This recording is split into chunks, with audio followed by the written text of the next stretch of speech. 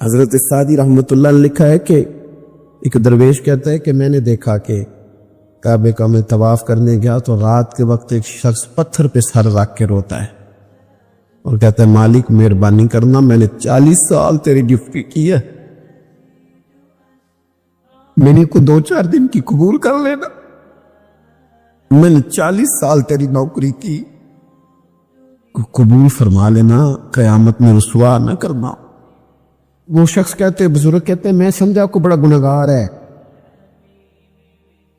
تو میں جا کے اسے تسلی دیتا ہوں، میں کہتا ہوں کوئی نہیں فکر نہ کر، اللہ بڑا کریم ہے، وہ بڑا گناہگار ہے، رو رہا ہے۔ کہتے ہیں جب میں قریب گیا اور میرے قدموں کی آہٹ اس بزرگ کے کانوں تک گئی اور انہوں نے سر اٹھایا تو میں تو تڑپ گیا، یہ تو بغداد کے پیر غوث اعظم جیلانی ہے۔ کہا میں نے 40 سال کی ہے تیری ڈیوٹی، تیرے دین کی نوکری، کو 2-4 دن کی، چل زیادہ نہیں، تو اسے قبول کر لینا تاکہ بات بن جائے۔ ایک ہوتی ہے انسان کی مجبوری، معذوری، عذر، ایک ہوتی ہے اس کی لاپرواہی۔ ان دونوں چیزوں میں زمین و آسمان کا فرق ہے۔ یہ جو لاپرواہی ہوتی ہے یہ کسی بھی شخص سے منسلک ساری چیزوں کو ہی خراب کر دیتی ہے۔ آپ نے ایک چھوٹا سا پودا بھی اگر لگایا ہے اور آپ لاپرواہی کا مظاہرہ کرتے ہیں تو وہ خشک ہو جائے گا۔ تیجے مالی جیندے ہون تو پھر بوٹے سوکدے نہیں۔ اگر آپ اس کی پرواہ کرتے ہیں، اس پر توجہ دیتے ہیں تو اس کی نشو و نما ہوگی، وہ آگے بڑھے گا، وہ ترقی کرے گا، وہ ایک تناب درخت بن جائے گا۔ جس چیز کی بھی آپ پرواہ نہیں کرتے، آپ اپنی صحت کی ہی اگر پرواہ نہیں کرتے، آپ نے کبھی نہیں دیکھا کہ یہ کھانا جس ہوٹل سے میں کھا رہا ہوں یہ کوئی معیاری ہے یا بالکل غیر معیاری ہے، آپ نے کبھی پرواہ نہیں کی کہ مجھے کوئی اپنی خوراک کا وقت مقرر کرنا چاہیے اور مرتب طریقے سے مجھے غذا لینی چاہیے، تو آپ بیمار ہو جائیں گے۔ لاپرواہی آپ کسی چیز کی بھی کریں، غفلت آپ کسی چیز پر بھی کریں، بات کو شخص آپ کو سمجھا رہا ہوتا ہے، آپ کو گھر والے کوئی بات کہہ رہے ہوتے ہیں، لیکن چونکہ آپ غیر حاضر ہیں، لاپرواہی سے سن رہے ہیں، غفلت سے سن رہے ہیں، تو آپ کو پوچھنا پڑتا ہے کیا کہا تھا آپ نے؟ کیوں بھلا یہ ہوتا ہے کہ آپ غفلت میں تھے۔ یہ جو غفلت ہے نا، غفلت یہ بڑی نقصان دہ چیز ہے، یہ انسان سے تعلق رکھنے والی ہر چیز کا برا حال کر دیتی ہے۔ ہم نہ تو اب کمزور ہیں، نہ ان پڑھ ہیں، نہ چھوٹے ہیں، نہ جدید دور کے تقاضوں سے ہم نا آشنا ہیں۔ کسی شخص سے بھی آپ گفتگو کریں گے تو اللہ کے فضل سے وہ ڈھیر ساری چیزوں کا ادراک رکھتا ہے، سمجھ رکھتا ہے، شعور رکھتا ہے۔ وہ آپ کے ساتھ جب گفتگو کرتا ہے تو محسوس ہوتا ہے کہ وہ ساری چیزوں کو سمجھ رہا ہے، خطرات سے بھی آگاہ ہے، خوشخبریوں سے بھی آگاہ ہے، آنے والے وقت میں کون سی چیزیں نقصان کا باعث بن رہی ہیں اور کون سے پھول خوشبو دینے جا رہے ہیں، وہ سب چیزوں کو جانتا ہے۔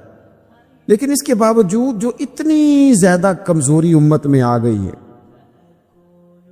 اس قدر زیادہ ٹوٹ پھوٹ کا جو ہم شکار ہیں، تو زیادہ تر مسئلہ ہماری لاپرواہیوں کا ہے، ہم غفلتوں کا شکار ہیں۔ غفلت ایک خوفناک چیز کا نام ہے، یعنی جو بندہ پرواہ نہیں کرتا، توجہ نہیں دیتا، خیال نہیں کرتا اپنی ذمہ داریوں کا، وہ شخص فساد کا باعث بنتا ہے، وہ نقصان کرتا ہے، وہ اذیت ناک حد تک چیزوں کو لے جاتا ہے۔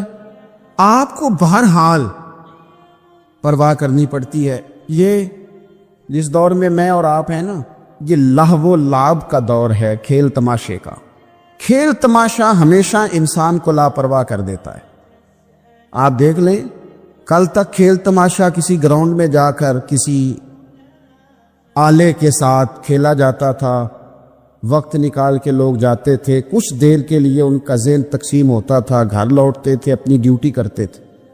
اب کھیل تماشے ہماری جیبوں میں آ گئے.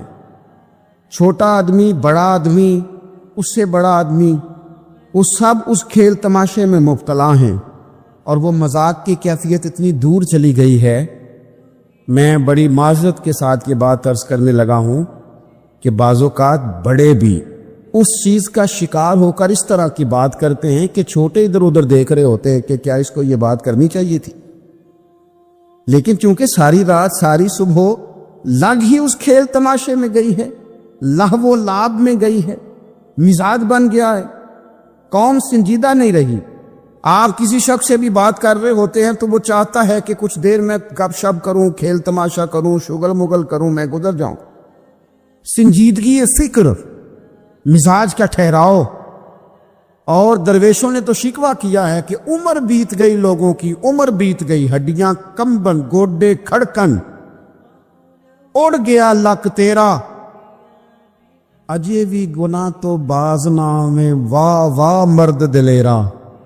میاں صاحب کہنے لگے یہاں تک تو پہنچ گیا ہے کہ ہڈیاں کمبن اور تیرے گوڈے کھڑکن تے اڑ گیا لک تیرا، اجے بھی گناہ تو باز نامے، او واہ واہ مرد دلیرا. وہ تو اتنا دلیر ہو گیا کہ جب تجھے چاہیے تھا کہ اب ہی تیرے ہاتھ میں استغفار کی تسبیح آتی، اب ہی تجھے سجدے کا ذوق ہوتا. ہم اتنے زیادہ غفلت کا شکار ہیں، آپ یقین کریں. دیکھو، معافی ہوتی ہے عذر کی، معافی ہوتی ہے معذوری کی، غفلتوں کی معافی. جب ہم اسکول میں پڑھتے تھے، مدرسے میں پڑھتے تھے، تو جس بچے کا پتہ چل جاتا تھا نا یہ بیمار تھا، اسے مارنی پڑتی تھی. جس کا پتہ چل جاتا تھا نا کہ اس کے گھر میں کوئی پریشانی آ گئی تھی، اسے مارنی پڑتی تھی.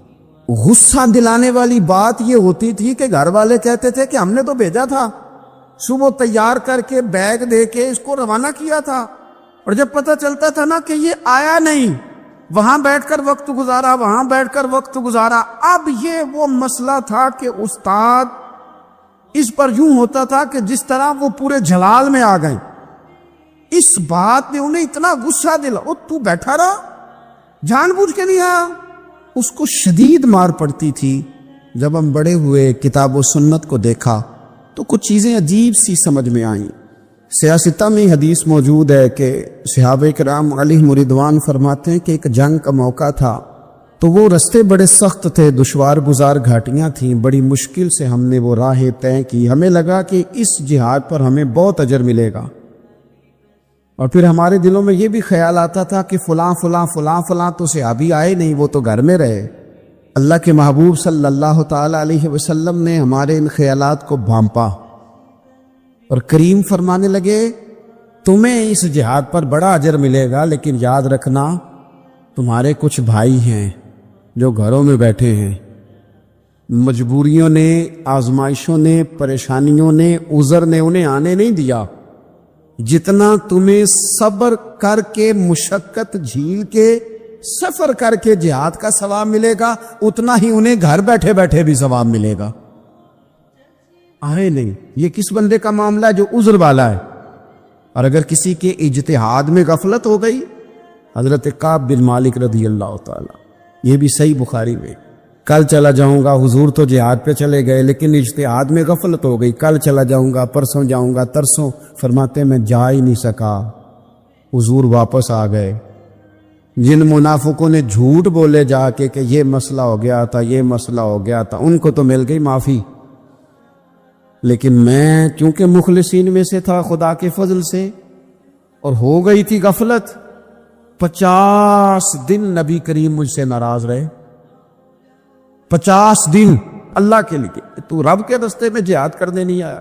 50 دن حضور ناراض رہے. فرماتے تھے مدینے کی گلیاں میری تھیں، سب میرے اپنے تھے، پر کریم جو ناراض تھے تو کوئی پھر سلام بھی نہیں لیتا تھا. مجھے یوں لگتا تھا کہ مجھے دیکھ کر ہوائیں اور فضائیں بھی رستے بدل جاتی ہیں. 50 دن میں مسجد میں آتا تھا، جب میں چہرہ ادھر کرتا تو حضور مجھے دیکھتے، اور جب میں حضور کو دیکھتا تو کریم چہرہ بدل لیتے. میں ویکھاں تے یار نہ ویکھے، تے جدو نہ ویکھاں ادوں ویکھے. ایڈے نصیب کتھوں تکڑی دے میرے وچ ویکھن دے ویکھے غلام فریدہ بوے یار دے مرنا ہے پاویں ویکھے یا نہ ویکھے. ختم ہو گئی بات. حضرت کعب بن مالک کہتے 50 دن کے بعد پھر رب کریم نے میری توبہ قبول کی اور مدینے والے رسول نے اعلان فرمایا جو عذر کی وجہ سے نہیں جا سکے مجبوری سے انہیں گھر بیٹھے بیٹھے ثواب ہے، لیکن جن کے اجتہاد میں غفلت ہوئی، سمجھنے میں غفلت ہوئی، کل پرسوں ترسوں چلے جائیں گے، ان سے 50 دنوں کی ناراضگی ہے. کتنے لوگ ہیں جن کی فجر گزر جاتی ہے بستر پہ، زور گزر جاتی ہے پھٹے پہ گپوں میں، عصر گزر جاتی ہے چائے پینے میں، مغرب اور عشاء موبائل پہ لیٹے لیٹے بیت جاتی ہے، اور ان سے آپ گفتگو کریں تو وہ دانشور ہیں، آپ بات کریں تو پنچایت ختم کرنے والے لوگ ہیں، آپ ان سے بات کریں تو وہ عالمی سیاست پر نظر رکھتے ہیں، آپ گفتگو کریں تو شعور کی اعلیٰ گتھیاں سلجھاتے نظر آتے ہیں. خدا مجھے ایسی خدائی نہ دے کہ اپنے سوا کچھ دکھائی نہ دے.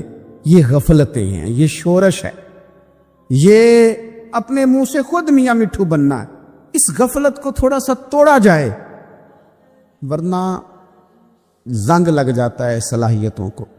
جو لوگ تھوڑے دن موٹر سائیکل نہیں نہ چلاتے ان کے لیے مشکل ہو جاتا ہے پھر اس کو سٹارٹ کرنا بھی. ہمارے استاد کہا کرتے تھے جو لوگ پڑھاتے نہیں انہیں کتابیں بھولنے لگ جاتی ہیں، جو لوگ کوئی کام کرتے نہیں پھر وہ آہستہ آہستہ وہ زنگ آلود ہو جاتا ہے، وہ کہتے ہیں اب نہیں ہو سکتا تم سے، اب مشکل ہے. سجنوں، دوستوں، بزرگوں، بھائیوں، جو لوگ شروع میں عبادتوں کے عادی نہیں ہوتے، وقت ضائع کرتے ہیں، بڑھاپے میں دل کرتا ہے توبہ ہو جائے، لیکن اپنے ماتھے کو سجدے کی عادت ہی نہیں ڈالی. یہ جسم جھکنا اس کا عادی نہیں ہوا کہ رب کی بارگاہ میں جھکے، اس کا مزاج ہی نہیں تہجد پڑھنے کا. سارا کچھ ہو جاتا ہے. میں نے سیاست کرنے والے، پنچایت ختم کرنے والے، چدراہٹ کرنے والے، وزاداری رکھنے والے راتوں کو تہجد پڑھتے بھی دیکھے ہیں. میں نے قرآن پاک سے پیار کرتے دیکھے ہیں. میں گواہ ہوں بہت سارے لوگوں کا. یہ کام ہو جاتا ہے. شرط یہ ہے کہ بندہ اپنی غفلت کی پٹی تھوڑی دیر کے لیے کھولے. دوسری بات یہ کہ ہم خوش فہمیوں میں بڑا زندہ ہیں، بڑا زندہ ہیں، بڑا اوہو، یعنی 2 4 5. کچھ لوگ کہتے ہیں اللہ کریم بڑا ہے. اللہ اگر کریم بڑا ہے نا میرے بھائی تو نبی پاک صلی اللہ علیہ وسلم نے فرمایا وہ بڑا بیوقوف ہے جو خدا کی رحمت کی امید بھی رکھے اور اللہ کو ناراض بھی کرے، تو بیوقوف بندہ ہے. اگر وہ کریم ہے تو پھر تو محبت میں ہی اس کی بات مان، بات تو پھر بھی نہیں مانتا. کچھ لوگ کہتے ہیں نبی پاک صلی اللہ تعالی علیہ وآلہ وسلم شفاعت کریں گے. بھئی ہمارا تو سہارا ہی اس بات پہ ہے، حضور سفارش کریں گے، پر نبی پاک نے درجنوں جگہوں کہا ہے جو میرے طریقے پہ نہ چلے فلیس منا، مجھ سے نہیں. حضور نے فرمایا جو بڑے کی توقیر نہ کرے، چھوٹے پہ رحم نہ کرے، وہ مجھ سے نہیں. فرمایا جو ملاوٹ کرے وہ ہم میں سے. تو یہ حدیثیں بھی تو یاد رکھو نا. شفاعت کی بات انکار نہیں، حضور گناہگاروں کی ہی کریں گے، لیکن یہ حضور نے جو ہمیں اسباق پڑھائے یہ کس لیے پڑھائے؟ یہ بھی تو ہماری سمجھ کے لیے ہے نا. یہ ساری چیزیں ہم نے غفلت بنا کے اپنے اوپر اوڑھ لی. اور پھر سب سے بڑی بات یہ، جو لوگ جنت کے وارث اور مالک ہیں نا، کریم محبوب نے فرمایا یہ جو میری بیٹی فاطمہ ہے جنتی عورتوں کی سردار ہے، تو یہ تو جنت کی مالکہ اور وارثہ ہیں. وہ تو ساری رات ہی نماز پڑھتی تھی، تو سارا دن عبادت کرتی تھی. پاک سب سے زیادہ تو ان کو تھا، تو یہ تو 1 منٹ کے لیے مصلی سے جدا نہیں ہوئے. اور جنہوں نے صرف امید لگائی ہے، کوئی ان کے پاس ڈگری نہیں، وہ بن کے بیٹھ گئے ہیں. وہ کہتے ہیں جناب جنت مطلب ہم جسے کہیں کہ معاذ اللہ وہ جائے گا، دوسرے کو جانے دیتے ہیں. اپنی زندگی میں خوش فہمیاں نہ لائیں، یہ غفلت پیدا کرتی ہیں. غفلت بڑی خطرناک چیز کا نام ہے. جب بندہ غافل ہو جاتا، میں آپ سے ایک بات عرض کروں، حضرت عبداللہ ابن مسعود فرماتے ہیں کہ مومن رائی کے دانے کے برابر غلطی ہو جائے تو اسے لگتا ہے میرے سر پہ پہاڑ کھڑا ہے. اور فرمایا جو منافق ہوتا ہے نا، وہ پہاڑ کے برابر گناہ کر کے کہتا ہے بات ہی کوئی نہیں، فلانا بھی کرتا ہے، یہ بھی کرتا ہے، ساری دنیا کر رہی. یہ نفاق کی علامت ہے، اگرچہ بعض نے اسے نفاق عملی کہا، اعتقادی نہیں کہا۔ عزیز دوست، جب آپ چھوٹی غلطی کرتے ہیں تو پھر وہ چھوٹی چھوٹی غلطیاں پہاڑ بنتی ہیں، چھوٹی چھوٹی۔ وہ حضور نے فرمایا نا، جب تو ایک گناہ کرتا ہے تو تیرے دل پہ ایک دھبا لگتا ہے، نہ توبہ کرے تو دوسرا لگتا ہے، نہ کرے تو تیسرا، پھر دل کالا سیاہ ہو جاتا ہے۔ چھوٹی چھوٹی غفلتیں بڑی غفلتوں کو جنم دیتی ہیں، چھوٹی چھوٹی کمزوریاں بڑی کمزوریوں کو لے کے آتی ہیں۔ اسی طرح بخاری مسلم میں حدیث ہے، نبی پاک صلی اللہ تعالی علیہ وسلم نے فرمایا کچھ لوگ کھلم کھلا گناہ کریں گے قیامت کے قریب۔ اعلانیہ، یا رسول اللہ صلی اللہ علیہ وسلم وہ کس طرح؟ تو حضور فرماتے ہیں انہوں نے رات کو غلطی کی تھی، رب نے ان کی غلطی پر پردہ ڈال دیا، انہوں نے سویرے اٹھ کے خود لوگوں کو بتانا شروع کیا، اور دیکھا میں نے رات یہ کیا، معاذ اللہ۔ فرمایا جب انہوں نے اللہ کے پردے کو کھولا تو پھر رب نے بھی ان کا پردہ کھول دیا۔ او میرے دوستو، بتاؤ نا، جس کے رب پردے کھول دے پھر کون ہے جو اس کی پردہ داری کرے؟ کون ہے جو پردہ پوشی کرے؟ حضور فرماتے اس نے کھلم کھلا گناہ، فخر سے بتاتے ہیں لوگ یہ کرتا۔ میں بڑے ادب سے عرض کروں گا بزرگوں کی خدمت میں، جو بڑی عمر کے ہیں، جن کی اب اولادیں ہیں، اگر ان کی زندگی میں کچھ ایسی کمزوریاں ہیں تو بچوں کو سمجھانے کے لیے بھی اس کو ڈسکس نہ کریں۔ ہم یہ کرتے تھے، ہم یہ کرتے تھے، اس کا کوئی فائدہ نہیں، یہ ہم کر کے دیکھا ہے سارا کچھ۔ نہ نہ نہ نہ، جس طرح گناہ ہے اس طرح گناہ کا اظہار بھی گناہ ہے۔ آپ ڈبل جرم کر رہے ہیں، آپ دلیر کر رہے ہیں سامنے والے کو کہ تو بھی کر، خیر ہے۔ بلکہ ایک نوجوان مجھے ایک دفعہ کہنے لگا جی ابا جی کہتے ہیں میں نے 35 سال یہ کام کیا ہے، یہ سب غلط ہے۔ تو میں نے ابا جی سے کہا چلو 15 کو سال مجھے بھی کر لینے دو، پھر میں بھی توبہ کر لوں گا۔ یہ ہم لوگوں کو دعوت دے رہے ہیں کہ غلط کام کرو۔ قرآن مجید کو آپ دیکھیں گے نا، سورہ یاسین کے اندر یہ بھلا کفر کیوں ہوتا تھا، منافقت کیسے پیدا ہوتی تھی، بت پرستی کیسے عام ہوتی تھی، دنیا کے اندر ستارہ پرست، سورج پرست، چاند کی پوجا کرنے والے یہ لوگ کیسے پیدا ہوتے تھے؟ غفلت کی وجہ سے۔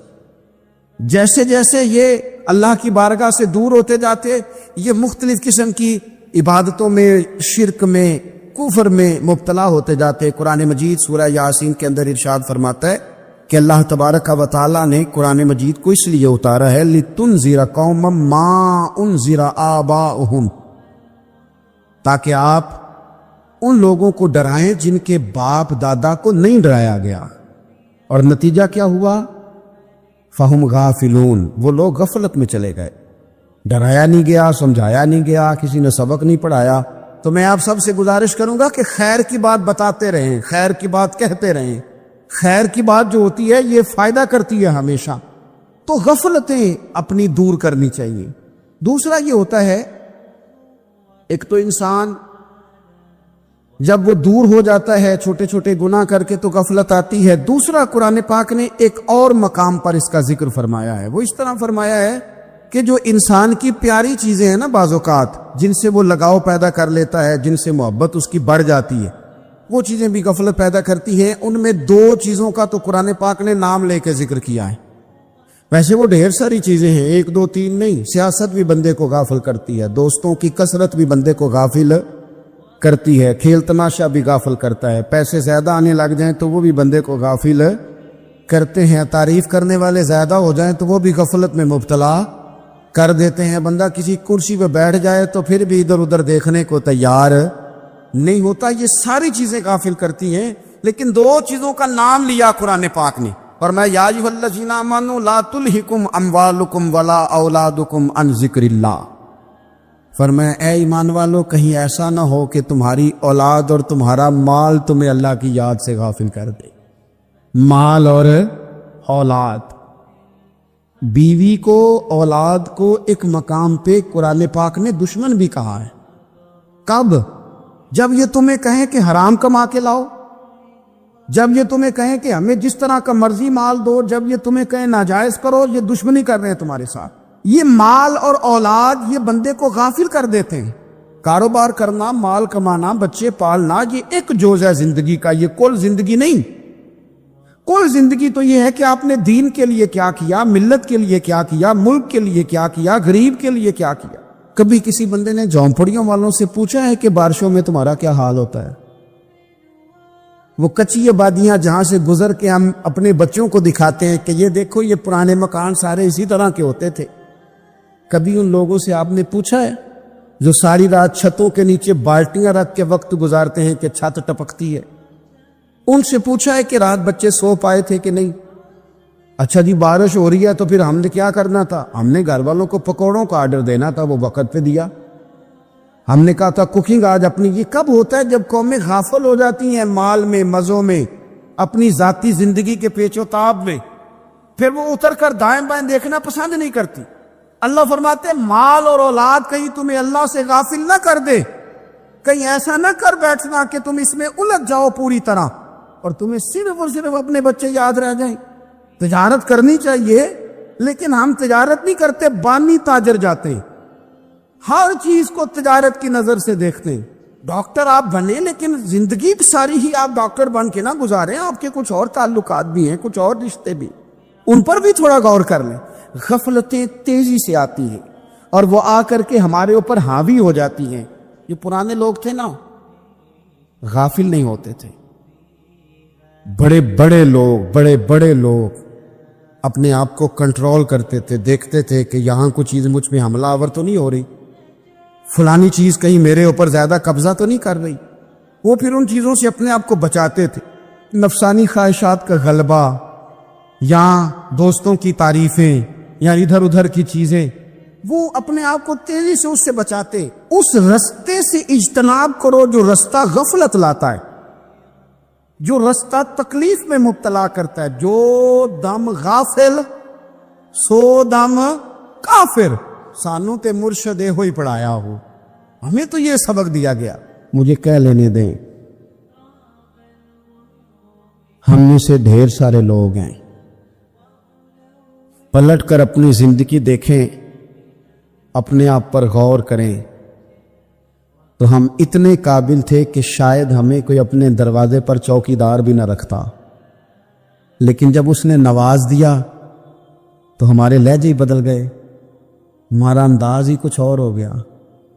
شاید کوئی ہم سے سلام بھی نہ لیتا، لیکن جب اللہ نے نواز دیا تو لفظ اور جملوں کے اندر پھر ہمارے وہ رنگ آ گیا جو نہیں ہونا چاہیے.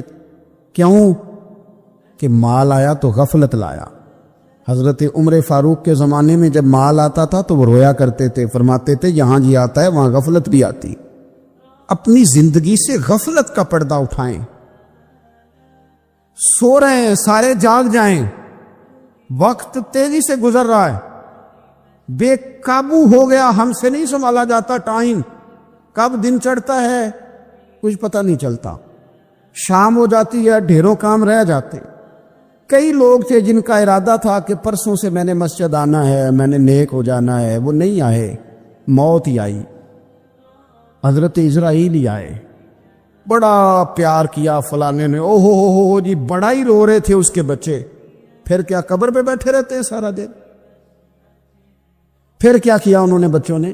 کسی نے کہا میں نے ساتھ جانا ہے. نتیجہ کیا نکلا؟ پیار کس بات کا تھا؟ حضرت عبداللہ ابن مبارک کا آخری وقت تھا تو اماں رو رہی، بہن رو رہی، بھائی رو رہے ہیں، بیوی رو رہی، بچے رو رہے ہیں، آخری ٹائم ہے. تو اماں سے کہنے لگے روتی کیوں ہو؟ کہنے لگی پتر بیٹے تو اور بھی ہیں پر جس طرح دوائی تو لا کے دیتا تھا کوئی بھی نہیں دیتا. فرمانے لگے بہنوں سے اور بھائیوں سے تم کیوں روتے ہو؟ کہنے لگے تو موجود تھا تو ہمیں کوئی ڈر نہیں تھا، ہر مشکل میں تو پہنچ جاتا تھا. بچوں کی طرف دیکھ کے کہو تم کیوں روتے ہو؟ وہ کہنے لگے ابا جی ابھی تو ہمارے بیاہ ہونے تھے اور آپ جا رہے ہیں. بیوی سے کہا تو وہ کہنے لگی بادشاہی تو تیرے سر پہ تھی، یہ بچے پوچھیں گے مجھے؟ تو حضرت عبداللہ ابن مبارک نے سر سجدے میں رکھا اور کہنے لگے مالک میں سمجھ رہا تھا یہ مجھے رو رہے ہیں، یہ تو اپنی ضرورتوں کو رو رہے ہیں. میرا خیال تھا کہ میرے جانے کا انہیں ڈر لگا ہوا. نا ان سب کو تو اپنا اپنا مسئلہ ہے کہ میرا کیا بنے گا تو میرا کیا بنے گا تو میرا کیا بنے گا. پھر کھول کے روئے اور سب کی طرف دیکھ کے کہنے لگے اور تمہارا تو مسئلہ پیچھے حل ہو ہی جائے گا، اکٹھے بیٹھے ہو، میں سوچ رہا ہوں قبر میں جاؤں گا تو میرا کیا بنے گا. رب کی بارگاہ میں حاضر ہونا ہے، سوال جواب ہونے ہیں، حساب دینا ہے. وہ مجھ سے کڑے سوالات پوچھے گا تو کتنا لئی تو پاپ کمائے، دس نہ ہوں کتھے نہیں ہو تیرے کر دے، بلا ان کو تیرے حصے کا حساب. میرے عزیز، غفلت کی बुक्कल खोल देनी चाहिए, वो दरवाजा बंद करें जहां से गफलत आती है। खुदा रहा कोई नहीं, आप यकीन करें, रस्मी दुआएं रह गई हैं, रस्मी रस्मी। 2 मोबाइल हाथ में पकड़े होते हैं, कुल के टाइम पुत्र में 2 मोबाइल, और 2 मोबाइल पकड़ के वो कह रहा होता है मौली साहब बात दुआ 5 मिनट और लंबी कर देना, देख में जरा देर है। वो तू इधर बैठो, छोड़ देख को, तेरा तो बाप चला गया, रो बैठ के मुसल्ले पे, मालिक से क्या उसे माफ कर दे। और तू आज ही अफसर बन गया है, तेरे लहजे में आज ही कुछ और आ गया, तुझे तो 3 दिन में ही हर शय भूल गई, 3 दिन में ही। तू तीसरे दिन इस तरह के लफ्ज अदा कर रहे हैं कि जिनसे महसूस होता है कोई 2-4 दिन भी कोई कहीं बैठ के दुआ करता है। अपनी गफलत का दरवाजा खोलें, वरना अक्सर आंखें तब खुलती हैं जब आंखें बंद होने का टाइम आ जाए। एक बात सिर्फ अपनी जिंदगी में तारी कर लें, इसको भूले नहीं कभी, अपना हिसाब खुद करें। जिस तरह हम पैसे, सारे दोस्तों के साथ सारी चीजें ठीक हैं, लेकिन अगर जाती पैसे गिनने हों तो वो अंदर से लोग दरवाजा बंद करके अपने बाल बच्चों के साथ गिनते हैं, उनमें लोगों की शराकतदारी पसंद नहीं करते, क्योंकि जाती मसला है। और ठीक है बात, भाई किसी का जाती मसला है, वो ठीक कर रहा है जो भी कर रहा है। इस तरह जो हमारे जाती मामलात है ना, रूहानी मामलात, अपनी नमाजों का हिसाब करें, अपनी गुफ्तगू का हिसाब करें, अपनी सोचों का हिसाब करें, हलाल खा रहे हैं हराम खा रहे हैं खुद हिसाब करें, अकेले बैठ के हिसाब करें, जान छुड़ाएं थोड़ी देर मोबाइल से, तन्हा बैठ के थोड़ी देर मुराकबा करें, खुदा की नेमत कितनी है, जवाब में शुक्र हमारा कितना, इसका हिसाब करें, अपना हिसाब करें।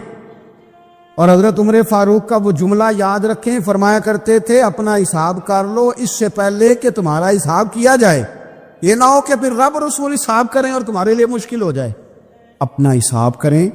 जिंदगी के मामलात में जितनी गफलतें हैं, वो मतलब मेरे अब्बा जी कहा करते थे पुत्र छाल मार के निकलो बिस्तरे चो, तो वो थोड़ा सा ना एक दफा छलांग लगा के बाहर आए, और पहला कतरा ही बनना होता है बारिश का, और कुछ भी नहीं होता। पहला कतरा बन जाए, निकल आए, तोड़ दें वो सारे बुत जो हमें गफलत में मुब्तला करते हैं। जिंदगी में फैसले जल्दी कर लेने चाहिए, हम फैसले नहीं कर पाते और टाइम हमारे जाने का आ जाता है वक्त। वो एक नौजवान ने एक दफ़ा लिखा था कि मैंने अपने घर वालों से कहा कि अब मैंने दाढ़ी रखनी है और कुछ मैंने इबादत की तरफ सफ़र करना है, तो मेरी वालदा कहने लगी कि पुत्र अजय टाइम नहीं। तो कहते मेरी अम्मा स्कूल टीचर थी, पढ़ी लिखी थी, मैंने कागज़ कलम ला के वालदा को दिया, मैंने कहा अम्मा मुझे आप वो टाइम बता दें जो नेक होने का है, मैं फिर उस टाइम ही शुरू कर लूँगा। तो कहते मेरी अम्मा ने कागज़ कलम देखा और मेरा अंदर का जज्बा देखा, तो माँ थी ना, रोई पड़ी, कहने लगी पुत्र रख तू, मैं तेरे लिए दुआ करूंगी, अल्लाह तेरी मदद करेगा। तो टाइम तो आ गया है, वक्त तो करीब है। अल्लाह फरमाते हैं इक़्तरब लिन्नास हिसाबुहुम वहुम फी गफलतिन मुरिदून। बस इस आयत का तर्जुमा कभी ना भूलना।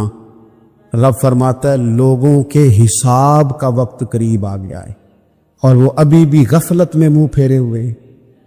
टाइम तो हिसाब का आ गया, हड्डियां कंबन ते गोडे खड़कन ते उड़ गया लक तेरा, अजे भी गुनाह तो बाज नाम में, वाह वाह मर्द दलेरा। एक सियाबी कहते हैं मुझे अक्सर ये हुजूर का फरमान सुनता तो मेरे दिल में ख्याल आता आखिर अल्लाह किस तरह बरकत देता है, अल्लाह आखिर अल्लाह किस तरह से नवाजता है, रंग क्या है। कहते मैं ये बात सोच के ना तो मुझे कज़ाए आजत की आजत हुई, पखाना पेशाब के लिए मैं निकला तो एक जगह दूर जाके मैं बैठा खेतों में, दूर जाके कहते मैं पेशाब कर रहा था तो एक चूहा अपने बिल से निकला और एक हीरा मेरे पास रख गया। मैं पेशाब कर रहा हूं, कहते फिर गया अंदर तो एक हीरा और रख गया, फिर गया तो फिर रख गया, फिर गया तो फिर रख गया, कहते 15 हीरे छोड़ गया। अब मैं फारिग हुआ, वो हीरे उठाए घर नहीं लेके गया, मस्जिद नबी में गया कि हुजूर से पूछूं मेरे लिए जायज भी है कि नहीं। बिलों से निकल रहे हैं, बिलों से पैसे निकल रहे हैं, हमारे सारे बिलों में ही चले जाते हैं, बिलों से पैसे आ रहे हैं। सियापा को बरकत देखें, इबादत बिलों से पैसे आ रहे हैं। دل سے فرماتے میں وہ ہیرے اٹھائے کو در رسول پہ جب میں نے پہلا قدم رکھا نا مسجد نبوی میں تو مجھے بتانا نہیں پڑا، میرے مصطفیٰ نے میرا چہرہ دیکھا اور مسکرا کے فرمایا پتہ چلا ہے اللہ کس طرح نوازتا ہے، خبر ہوئی ہے اللہ کس طرح نوازتا ہے؟ فرمایا رب کی بارگاہ میں جھکے رہو، وہ تمہیں وہاں سے دے گا تمہارا گمان بھی نہیں گیا ہو، اس کے حضور تو آؤ، اس کی جانب تو توجہ کرو۔ بندگی کی اپنی ایک لذت ہے، سجدے کا اپنا ایک ذائقہ ہے۔ اگر آپ نبی کریم سید عالم صلی اللہ تعالی علیہ وسلم کی عبادات کو ملاحظہ کریں نا تو سرکار کی زندگی میں کثرت ہے عبادت۔ اعلان نبوت سے پہلے کتنے کتنے مہینے حضور غار حرا میں عبادت پر تنے تنہا حرم کعبہ قریب تھا لیکن وہاں رش ہوتا تھا، لوگ ہوتے تھے۔ فرمایا میں اکیلے میں اپنے رب کو منانا چاہتا ہوں۔ کتنے کتنے ایام حضور غار حرا میں عبادت کرتے۔ پھر صحابہ کرام علیہم رضوان فرماتے کہ مدینہ منورہ میں حضور کا یہ رنگ ہوتا، اتنے لمبے سجدے کرتے کہ لگتا روح مبارک کی پرواز کرتی، اتنے لمبے سجدے کرتے۔ حضرت سیدنا معاذ بن جبل رضی اللہ تعالیٰ عنہ فرماتے ہیں 3 دن ہو گئے حضور چلے گئے، مدینے میں نظر ہی نہیں آ رہے۔ صحابہ پریشان، ابو بکر صدیق، عمر فاروق، عثمان غنی، مولا علی ڈھونڈتے پھرتے، حضور سید عالم صلی اللہ علیہ وسلم کا پتہ نہیں۔ فرماتے جناب صدیق اکبر گھومتے گھومتے جبل سلا کی پہاڑی کے قریب گئے، ایک چرواہا بکریاں چرا رہا تھا، اس سے پوچھا تم نے میرے محبوب کو تو نہیں دیکھا؟ تو کہنے لگا مجھے نہیں پتا تمہارے محبوب کون ہے۔ ایک آدمی آج 3 دنوں سے غار پہ رو رہا ہے، اتنی شدت کے ساتھ روتا ہے کہ میری بکریاں جا کے غار کے سامنے بیٹھ، بکریاں بھی روتی ہے، میں بڑا کھینچتا ہوں پر لوٹتی نہیں، رات کو گھر لے کے جاتا ہوں تو جاتی نہیں، سویرے باڑے سے نکالتا ہوں تو توڑی ہوئی آتا، پھوٹ پھوٹ کے روتی ہے، لیکن حال یہ ہے کہ دودھ پہلے سے بھی زیادہ دیتی ہے۔ حضرت ابو بکر صدیق کہنے لگے یہی تو میرے رسول پاک علیہ الصلوۃ والسلام کے نبی ہونے کی علامت۔ اس صحابہ کو بلایا، 3 دن سے حضور سجدے میں، کتنے دنوں سے؟ یہاں سجدہ لمبا ہو جائے تو امام کے پیچھے لوگ بھاگنے لگتے ہیں کہ صاحب آپ تو فارغ ہیں، مجھے تو ڈیوٹی پہ بھی جانا۔ 3 دن سے حضور سجدے میں، اتنا طویل سجدہ، اتنا طویل۔ صحابہ کہتے ہیں قدموں میں جا کے لگے، محبوبہ بس کریں آ جائیں۔ حضور نے فرمایا رب نے سورہ ہود نازل کر دی ہے، سخت حکم آ گئے ہیں۔ وہ کہتا ہے میں تیری امت سے حساب پوچھوں گا، میں اپنے رب کو منا رہا ہوں، بکر جاؤ مجھے منا لینے دو۔ حضور نے ہمیں بتلایا ہے کہ رب کو سجدہ کرے تو رب مانتا، اس کو منانے کا طریقہ سجدہ کرنا ہے، جھکنا ہے، عبادت کرنا ہے۔ کب وہ مانے گا تو میں آؤں گا۔ تڑپ کیسے آپ؟ اور ایک روایت ایسی بھی ہے کہ جب بات نہ بنی تو حضرت فاطمہ سے عرض کی، حضرت فاطمہ شام کا سناٹا چھایا، اپنے آپ کو کپڑوں میں لپیٹا، دائیں بائیں شہزادوں کے لیا تو حضور کی بارگاہ میں گئی، کہنے لگی محبوبہ بس کریں گھر آ جائے، مدینہ سونا ہو گیا ہے، مسجد نبی کی دیواریں بھی روتی ہے، یا رسول اللہ ستون مجھ سے آپ کا پوچھتے ہیں گھر آئیں۔ نبی پاک نے فرمایا فاطمہ تو بھی دعا کر، میں بھی دعا کرتا ہوں۔ حضرت فاطمہ بھی ساتھ والے کونے میں سجدے میں گر گئی، پھر دعا ہوئی، پھر التجا ہوئی۔ حضرت جبریل آئے، کہنے لگے محبوبہ رب کہتا ہے سار اٹھاؤ، وَلَسَوْفَ يُؤْتِيكَ رَبُّكَ فَتَرْضَىٰ، اللہ فرماتا ہے میں آپ کو اتنا دوں گا کہ آپ مجھ سے راضی ہو جائے۔ میرے رسول پاک علیہ وسلم نے فرمایا بندہ اللہ کے سب سے قریب اس وقت ہوتا ہے جب وہ سجدے کی حالت میں ہوتا ہے۔ کس کے قریب ہوتا ہے؟ اللہ کے سب سے قریب ہوتا ہے، وہ بڑا نیڑے ہے رب کے، بڑا قریب ہے، اس لیے کہ وہ حالت سجدہ میں، وہ جب سجدے کرتا ہے نا اس کی بارگاہ میں جب جھک جاتا ہے۔ آپ ذرا سجدے کی کیفیت دیکھیں نا، زبان بھی یہاں ہے، آنکھ بھی یہاں ہے، کان بھی، عقل بھی ساری، اس نے سارا کچھ رکھ دیا سجدے میں۔ آپ وہ کبھی پیچھے جائیں تو دیہاتوں میں کہا جاتا تھا ناک سے نکیریں نکالو، بہت بڑی سزا ہوتی تھی نا، ناک سے نکیریں نکالو، بڑی سزا ہوتی تھی۔ تو اس نے کہا مالک مجھے کسی نے کہا نہیں، پر دیکھنا میں نے رکھ دی ساری عقل سجدے میں، اور رکھ کے کہا کیا سبحان ربی یا اللہ، اللہ میں پست ہوں تو اعلیٰ ہے، اللہ تو میرا رب ہے اور تو سب سے اعلیٰ۔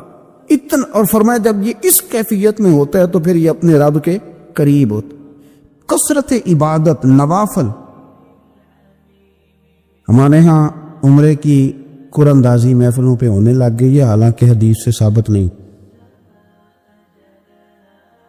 میں دوستوں سے کہتا ہوں جائز ہے، کرنی چاہیے، عمرے کی قراندازی جائز ہے، پر کسی حدیث میں نہیں آئی کہ قراندازی کرو عمرہ کرو. حدیث میں قراندازی یہ آئی ہے کہ نبی پاک علیہ السلام نے فرمایا تمہیں پتہ چل جائے نا پہلی صف کا ثواب کتنا ہے، تم قراندازی کرو. عمرے کی قراندازی کا تو پوسٹر چھپتا ہے، تو یہ والی قراندازی کب ہونی ہے؟ ہونی چاہیے کہ نہیں؟ حضور نے فرمایا تمہیں پتہ چلے کہ اس کا ثواب کتنا تو تم قراندازی کرو، تم قرآن ڈالو. جب آپ نماز پڑھ رہے ہوتے ہیں، جب آپ کا مصلی آباد ہوتا ہے، صلاح الدین ایوبی ایک بزرگ سے ملاقات ہو گئی، بیت المقدس پر قبضہ تھا عیسائیوں کا. تو صلاح الدین بڑے پریشان تھے. وہ بابا جی کہنے لگے پتر کیا ہوا؟ کہنے لگے حضور پتہ چلا ہے دشمن کے 2 بحری بیڑے اسلحہ لے کے آ رہے.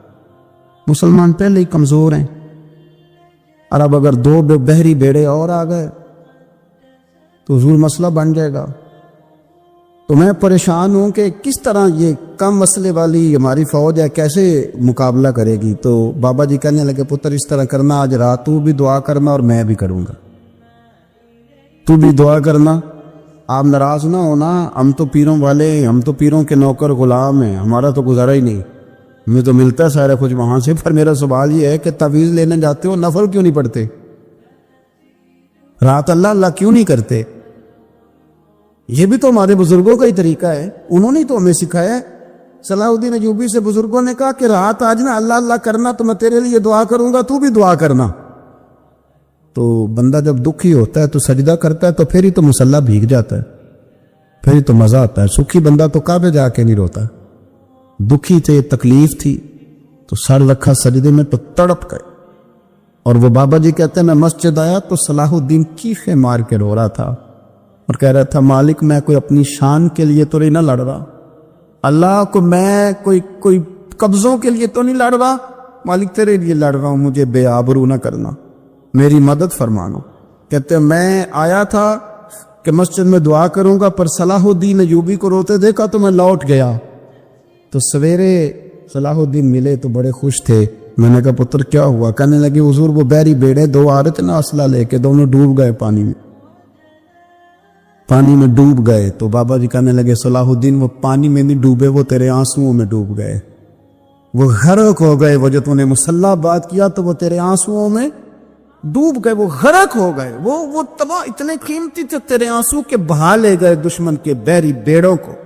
میرے بھائی ٹھیک ہو گیا جی، میرے عزیز سمجھ لیں اس بات کو ہمیشہ کے لیے، اور اس پر غور کرنے اچھے طریقے سے کہ میرے رسول کریم سید عالم صلی اللہ علیہ وسلم نے نا ہماری توجہ دلائی، حضور نے ہمیں بتلایا، ہمارا ذوق بڑھایا عبادت کی طرف.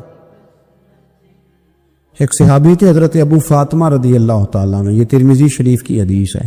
نبی پاک علیہ السلام نے فرمایا ابو فاطمہ قیامت کے دن مجھ سے جلدی ملنا چاہتے ہو کہ دیر کے ساتھ؟ تو کہنے لگے حضور کون ہوگا جو دیر سے ملنا چاہے، ہم نے تو جان دے دی وعدہ دیدار پر. اعلیٰ حضرت فرماتے ہیں جان دے دی وعدہ اور نقد اپنا دام ہو ہی جائے گا. مجھے لگتا ہے کہ یہ سودا نقد و نقد ہو جانا ہے، کیونکہ ہم نے جان دے دی وعدہ دیدار پر. آپ نے وعدہ کیا تھا کہ مریں گے تو پھر زیارت ہوگی، تو مر گئے ہم زیارت کی خاطر. جان دے دی وعدہ دیدار پر، تو نقد اپنا دام ہو ہی جائے گا. اے رضا ہر کام کا ایک وقت ہے، دل کو بھی آرام ہو ہی جائے گا. تو حضرت ابو فاطمہ رضی اللہ تعالیٰ عنہ سے نبی پاک صلی اللہ علیہ وسلم نے فرمایا جلدی ملنا چاہتے ہو کہ دیر سے؟ عرض کی حضور فٹافٹ ملنا ہے، میں نے قیامت کے دن آپ سے جلدی ملنا ہے. تو نبی پاک علیہ السلام نے فرمایا پھر اس طرح کرنا، دنیا میں رہ کے سجدے زیادہ کرنا، پھر سجدے زیادہ کرنا، قیامت میں ملاقات جلدی ہو جائے گی، قرب ملے گا تمہیں.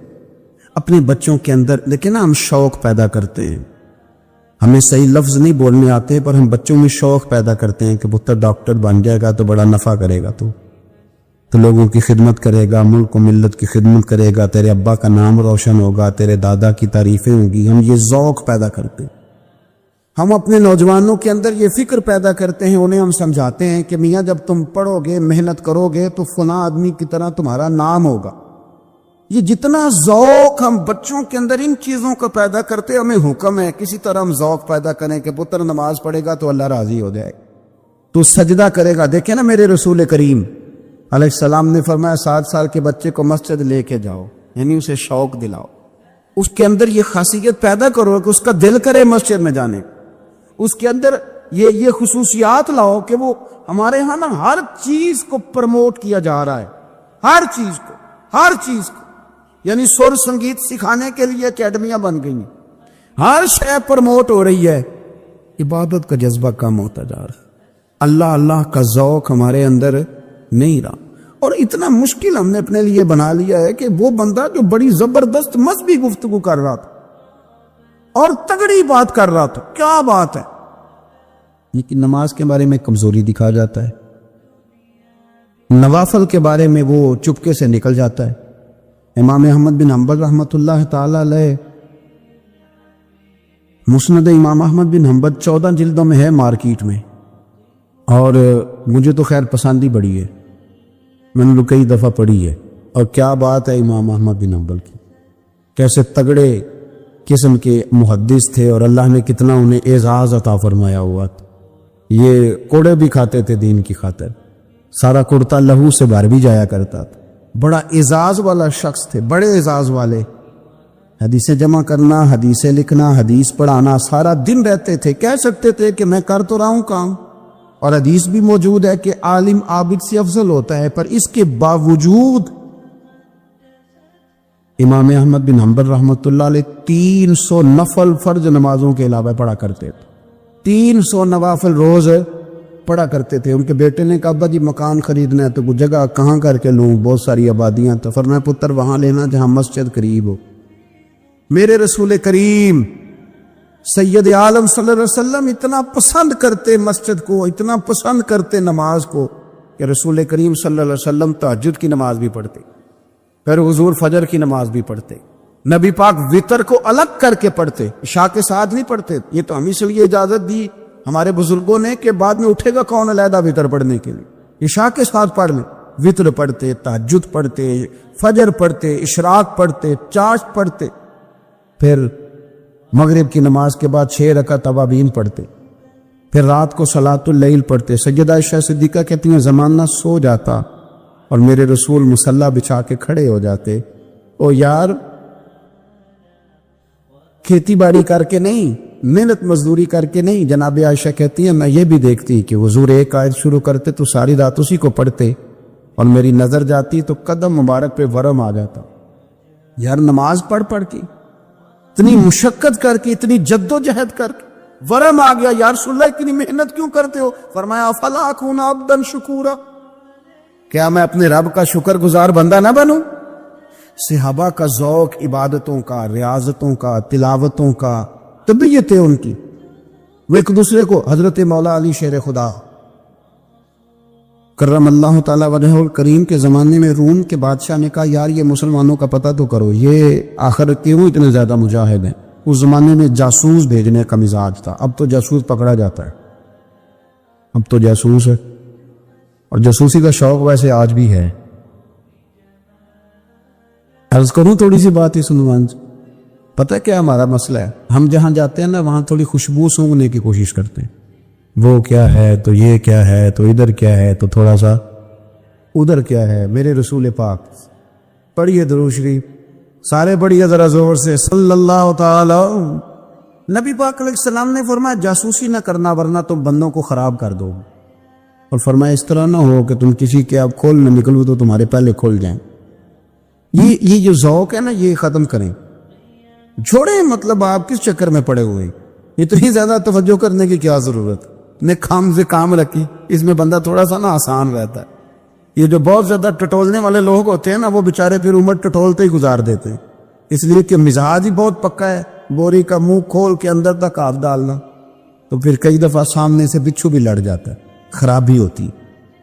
تو جاسوسی کی جاتی تھی، اس نے بھی جاسوس بھیجے، کیونکہ قبیلوں کے لوگ تھے، کچھ مسلم کچھ کافر، پہچانے نہیں جاتے تھے لوگ، تو کچھ لوگ اس نے بھیجے، انہوں نے آ کے نا تحقیق کی، ریسرچ کری کہ آخر ماجرا کیا ہے. تو واپس جا کر انہوں نے رپورٹ دی نا روم کے بادشاہ کو. اس رپورٹ کا ایک جملہ بڑا شاندار ہے. وہ کہنے لگا بادشاہ ہمیں مسلمانوں کی کوئی سمجھ نہیں آئی، ہمیں کوئی سمجھ نہیں آئی. انہوں نے کہا کیوں نہیں سمجھ آئی؟ کہنے لگے یار عجیب بندے ہیں، جب رات مسلح پہ بیٹھتے ہیں تو یوں لگتا ہے ان کا دنیا سے رشتہ ہی کوئی نہیں، کوئی کسی کو نہیں جانتا، کوئی اپنے دکھ سنا کے رو رہا ہے، کوئی اپنی بات کر کے رو رہا ہے، لگتا ہے کہ ان کا کوئی رشتہ ہے ہی نہیں جب مسلح پہ بیٹھتے ہیں. اور فرمایا جب سویرے یہ جہاد کرنے نکلتے ہیں تو لگتا ہے ان سے زیادہ دلیر ہی کوئی نہیں. حالانکہ جو مسلحوں پہ رونے دھونے کے لوگ ہوتے ہیں وہ کئی دفعہ جہاد میں کام نہیں کرتے، لیکن عجیب لوگ ہیں کہ رات کے راہب ہیں، دن کے مجاہد ہیں، کوئی سمجھ نہیں آتا. میرے عزیز، ان لوگوں نے مسلح آباد کر کے رکھا، تلاوتیں ان کا ذوق رہی، منظر روز پڑھنا، اسباق پڑھنا، وظائف پڑھنا، یہ ان کا ذوق رہا. سیانے سیانے بندے نا، سیانے سیانے بندے، پیار ہو جاتا ہے نا، جب پیار، نبی پاک کبھی کبھی ناراض ہو جاتے نا تو حضرت عمر بڑا دلیر بندہ ہے نا، اپنے گھٹنے زمین پہ رکھ لیتے. یہ سیاہ میں ملے گا آپ کو، سیاست گھٹنے زمین پہ رکھتے، پھر یہ کونیاں زمین پہ رکھتے، اور کونیاں دونوں زمین پہ رکھ کے نا یوں ہاتھ باندھتے، ایسے کونیاں نیچے رکھ کے نا دونوں ہاتھ باندھتے، اور پھر کہتے رضیت باللہ ربا وبالاسلام دینا وبسیدنا محمد النبی ورسولا صلی اللہ علیہ. رو پڑتے. حضور کسی سے ناراض ہوتے، کسی اور سے، تو عمر گھٹنے زمین پہ رکھتے، پھر کونیاں رکھتے، پھر ہاتھ باندھتے، کہتے سونیا میں بڑا راضی ہوں کہ اللہ میرا رب ہے. حضور ہم بڑے راضی ہیں کہ اسلام ہمارا دین، حضور بڑے راضی ہیں کہ آپ ہمارے رسول ہیں، اسلام ہمارا، حضور ہم بڑے راضی، حضور ناراض نہ ہونا.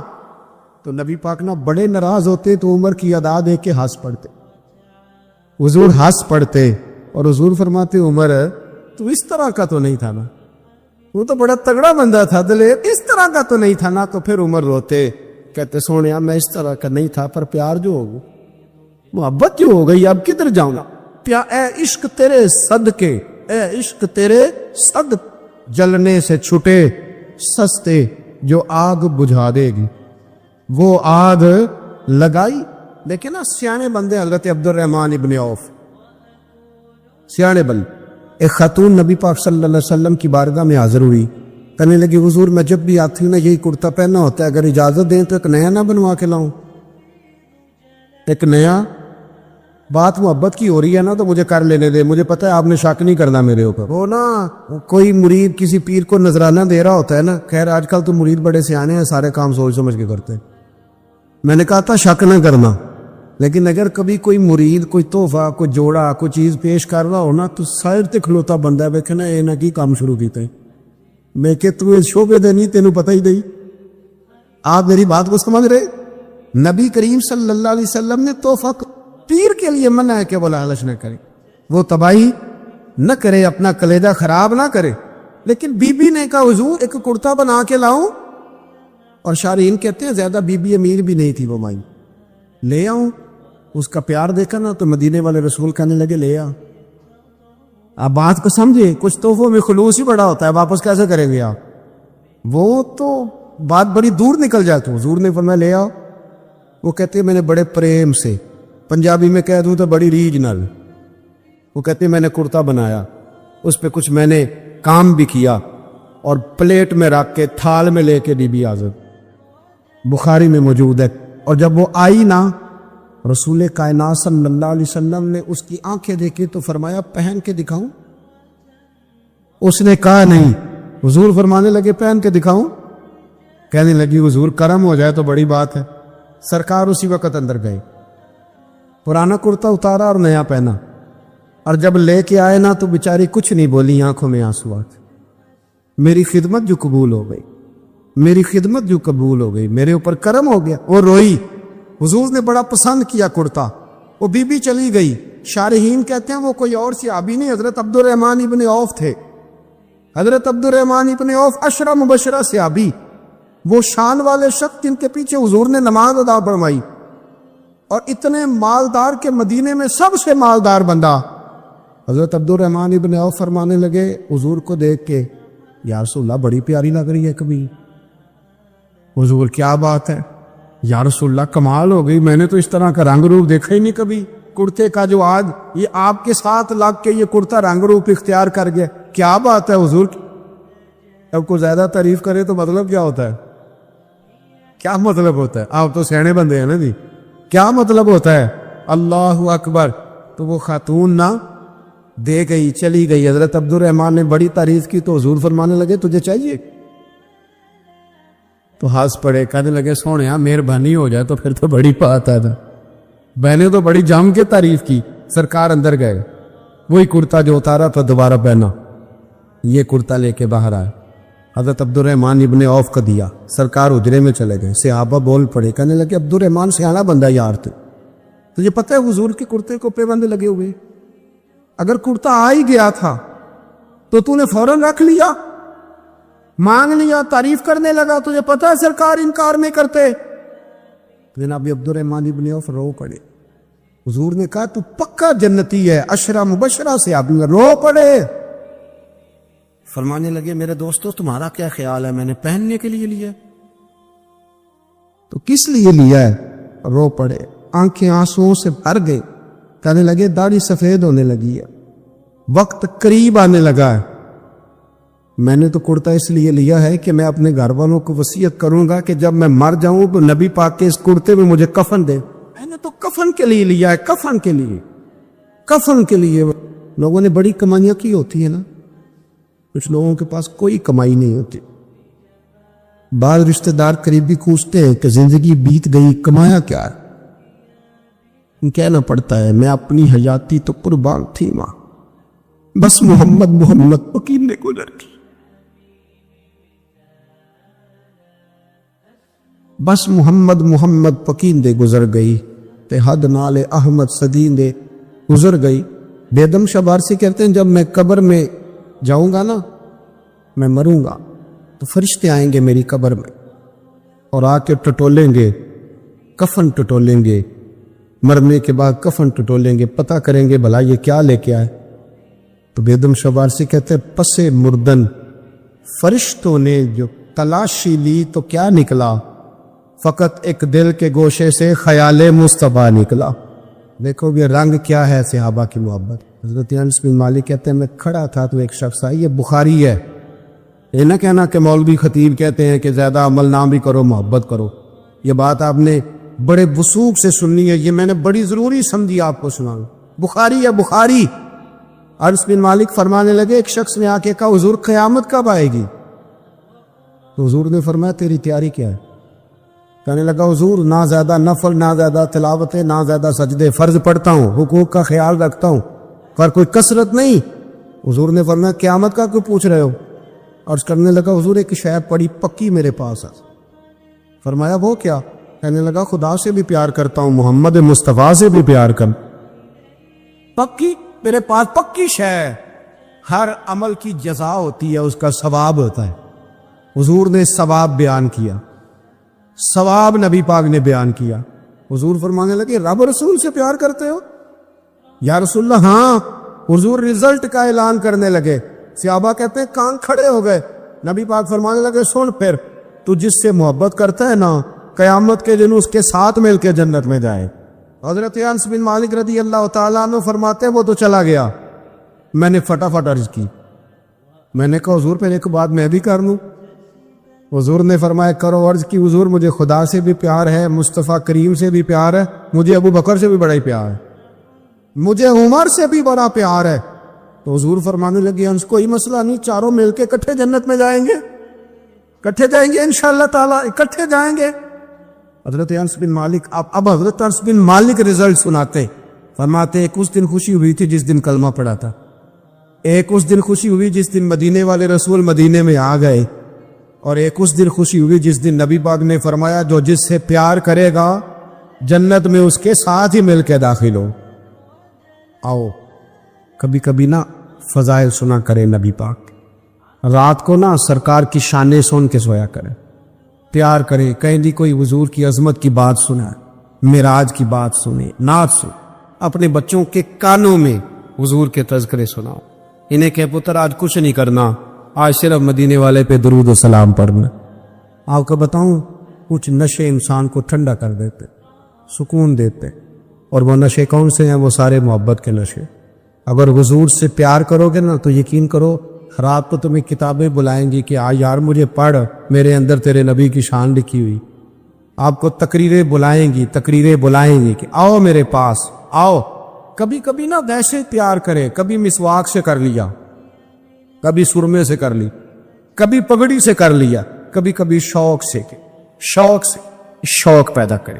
درود پاک پڑھ, محافل میں جائیں, اپنے بچوں کو نا نعتیں سکھائیں, انہیں کہیں کہ کبھی کبھی نا سرکار کے نام پہ مست ہونا چاہیے. محبت کو فروغ دیں. آپ یقین کریں کبھی کبھی بڑا ہی مزہ آتا, میں بس میں بیٹھا تھا, میرے بالکل آگے ایک آدمی بیٹھا تھا اور ساتھ والے کو سمجھا رہا تھا یا رسول اللہ نہیں کہنا چاہیے. اس نے بڑا لیکچر دیا, تھے بھی وہ آپس میں نے بات کرنی چاہیے تو کہنا جی ساڈا آپس دا مسئلہ ہے. وہ جو ہمارا ہم ذہن تھا وہ بھی کہنے لگا جی ساڈا آپس دا مسئلہ ہے تسی نہ بولو. اب وہ جو سمجھانے والا تھا اس کی عمر زیادہ تھی, جس کو سمجھا رہا تھا اس کی تھوڑی تھی. یہ چیزیں کبھی کبھی مجھے بڑا غصہ آ رہا تھا کہ یار میری مداخلت بھی پسند نہیں کر رہے ہیں بھی آپس میں, کریں تو کیا کریں. اس نے بڑا لیکچر دیا اور اینڈ آ گیا, اترنے کا وقت آ گیا, بات ختم ہونے لگی. وہ بچہ نا جی کرنے لگا. میں بھی تھوڑا پریشان تھا کہ کہیں اس کا قائل تو نہیں ہو گیا. اور جب اترنے لگا نا, اٹھ کے کھڑے ہوتے ہیں نا, کبھی وزن دے کے کبھی بیٹھتے ہیں, تو کرسی تو اٹھنے سار کہندا یا رسول اللہ مدد. وہ ساری موت جو تھی نا خود یا رسول اللہ مدد, وہ جو بڑی دیر سے دلیلیں دے رہا تھا نا, وہ آندا ہے تو تے خیر ہی کر